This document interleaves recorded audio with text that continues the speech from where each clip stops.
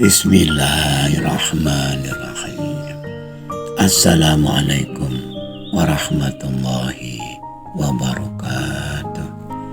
Wahai anak-anakku, murid-muridku yang senantiasa dirahmati oleh Allah SWT. Marilah kita lanjutkan pelajaran kita, ngaji belajar urip. Kali ini kita membahas mengenai bahaya ghibah dan fitnah. Quran surat An-Nur ayat 11. Innalladzina ja'u bil ifki usbatum minkum. Yang artinya, sesungguhnya orang-orang yang membawa berita bohong itu adalah dari golongan kamu juga. Lanjutan dari surat ini yang artinya, janganlah kamu kira berita bohong itu buruk bagi kamu, bahkan ia lebih baik bagi kamu. Tiap-tiap seseorang dari mereka mendapatkan balasan dari dosa yang dikerjakannya. Dan siapa di antara mereka yang mengambil bagian yang terbesar dalam pengabaran berita bohong itu, baginya azab yang besar. Turunnya ayat ini berkenaan dengan fitnah atau berita bohong, tuduhan palsu atas istri Rasulullah, yaitu Aisyah, yang dituduh selingkuh dengan sahabat Nabi Sofwan ibnu Mu'attal. Padahal tuduhan itu adalah bohong. Namun fitnah itu terlanjur menyebar sebagaimana hal yang biasa terjadi di masyarakat.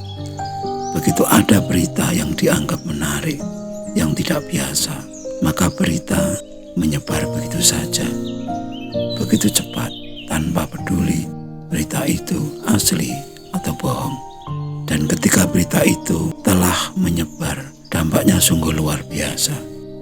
Aisyah sebagai istri Rasul yang biasa dihormati, dimuliakan setiap orang, siapapun yang mengenalnya. Aisyah adalah sosok wanita yang berbudi pekerti, yang luhur, mulia, tiba-tiba menjadi terhina, dipandang rendah semua orang yang ada di lingkungannya. Bisa kita bayangkan beban mental atau siksaan batin Aisyah.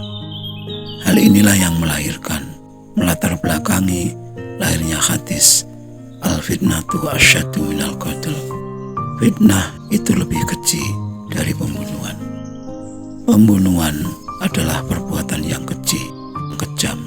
Namun fitnah lebih kejam lagi, sebab seseorang yang telah mati terbunuh tidak mungkin dapat merasakan sakit walau disakiti berkali-kali. Sedangkan sakit yang ditimbulkan oleh suatu fitnahan bisa berkali-kali dan dalam waktu yang tidak terhingga. Hal seperti ini telah dialami juga oleh Bapak Presiden kita, Bapak Prabowo. Puluhan tahun semenjak 1998 dituduh sebagai dalang penculikan para mahasiswa.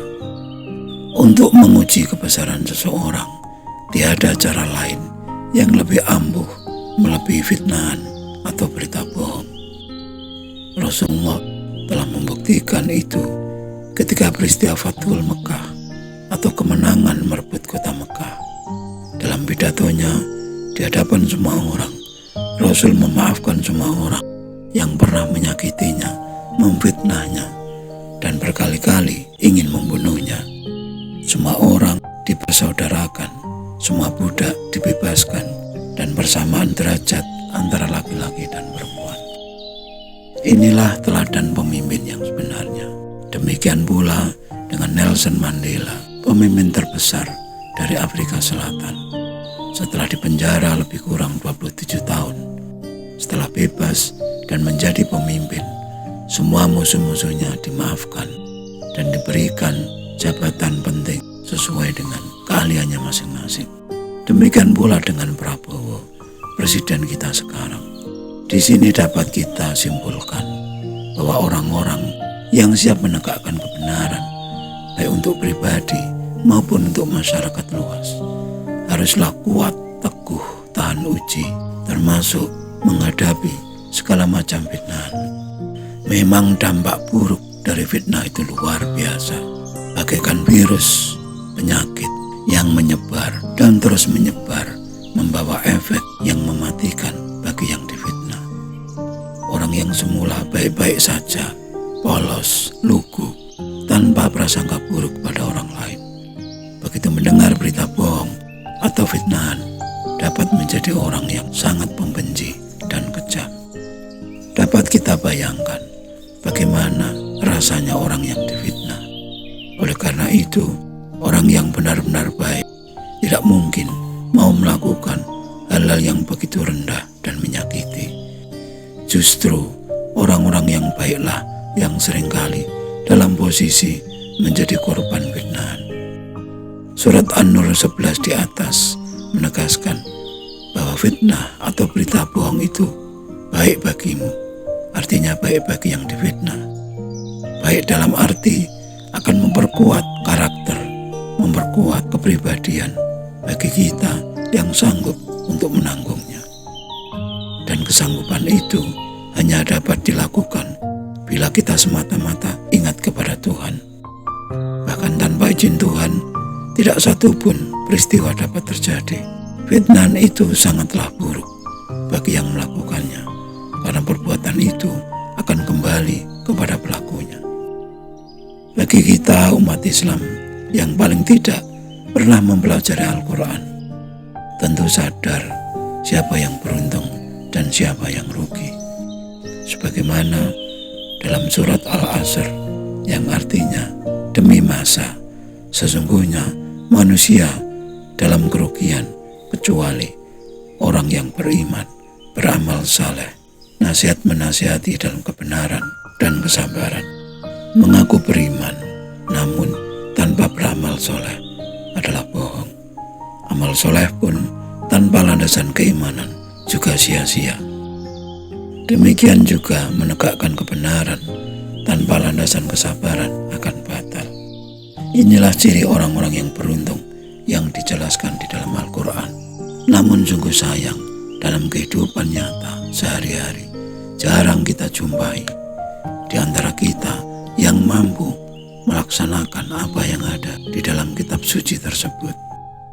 Iman dan amal soleh yang dimaksud tidak sama dengan prakteknya. Semua umat Islam pasti mengaku dan merasa telah beriman dan beramal saleh. Pengakuan lisan namun tanpa bukti. Justru disinilah persoalan yang nyaris tidak mungkin ditemukan solusinya. Selama kita hanya di level ucapan, yaitu levelnya orang-orang yang syariat pada umumnya, kita sudah merasa, sudah mengaku cukup Islam. Kita hanya di level, di tingkat katanya, apa kata kitab, apa kata ustadz, apa kata Pak Yai sudah cukup, dan merasa tidak perlu untuk dibuktikan lagi kenyataannya. Permasalahan klasik yang masih terus berjalan entah sampai kapan, di mana ilmu katanya dianggap sama dengan ilmu nyatanya. Banyak kita jumpai orang yang bergaya layaknya orang kaya, nyatanya tidak punya apa-apa. Katanya agamis, namun nyatanya akhlaknya jauh dari nilai agama. Banyak juga kita jumpai orang-orang yang telah taat beragama. Banyak ritual-ritual keagamaan yang dilakukan, pengajian, istighosah, dan seterusnya. Namun antara ucap, pikiran, niat, dan perbuatan sering bercerai-berai, tidak bertemu satu sama lain. Bahkan di sela-sela menunggu pengajian dimulai atau istighosah dimulai, ketika para ibu-ibu berbincang-bincang apa yang mereka bicarakan, tidak kurang membicarakan teman, tetangga, kerabat, serta menggunjing orang lain. Bahkan kadang-kadang kata-kata fitnahan atau tuduhan bohong diucapkan. Ketika pembicaraan di antara 2-3 orang atau lebih, orang terasa asik dan makin asik. Sulit untuk dibedakan mana omongan yang nyata dan mana omongan yang bohong. Ketika membicarakan orang lain yang sesuai dengan kenyataan, itu menjadi ghibah hukumnya. Sedangkan pembicaraan tentang orang lain yang bohong menjadi fitnah hukumnya. Disinilah hendaknya kita waspada bila bergaul, berinteraksi dengan orang lain, dengan tetangga, teman, kerabat. Jika kita sedang terlibat dalam suatu pembicaraan, ada jenis orang yang biasa-biasa saja, ada yang sedang-sedang saja, namun ada juga yang super gemar ghibah. Bagi yang super gemar ghibah, hampir dapat dipastikan fitnahan-fitnahan, berita-berita bohong lebih sering muncul, sehingga seringkali melupakan dampak dari fitnahan itu bagi orang yang difitnah. Sedangkan dosa fitnah itu jauh lebih besar daripada pembunuhan. Kita semua telah sadar betapa hal seperti ini selalu terjadi di mana saja dan kapan saja, di setiap ada kesempatan. Jadi, bukankah sebaiknya kita selalu waspada agar tetap menjadi orang yang baik, orang yang beruntung, agar terhindar dari hidup yang sia-sia. Demikianlah uraian yang jabar tentang ghibah dan fitnah. Sekian dulu wejangan yang mohon maaf atas segala kekurangan. Semoga selalu bermanfaat dan marilah berdoa bersama. Ya Allah, mudahkanlah jalan pengabdian kami kepadamu. Amin, amin, amin ya rabbal alamin. Wassalamualaikum warahmatullahi wabarakatuh.